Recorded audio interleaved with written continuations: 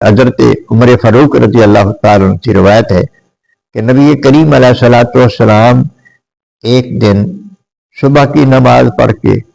آپ نے واز شروع کیا، زور کا وقت ہو گیا،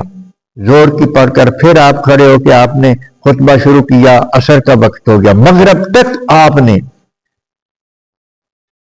حضرت عمر فاروق رضی اللہ تعالیٰ ارشاد فرماتے ہیں جو کچھ ہو چکا تھا اور جو کچھ ہونے والا تھا حضور نے سب ہمیں بتا دیا۔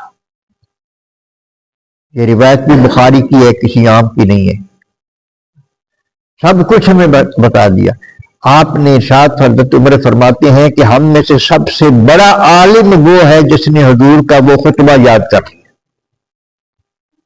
اور یہاں تک ایک روایت میں آتا ہے کہ حضور نے اس طرح بات فرمایا کہ جنتی جنت میں داخل کر دی اور دوزخی دوزخ میں داخل کر دی۔ یہ سارا نبی کریم علیہ الصلوۃ والسلام نے یعنی آنے والے وقت کی باتیں ساری آپ نے بیان فرما دی۔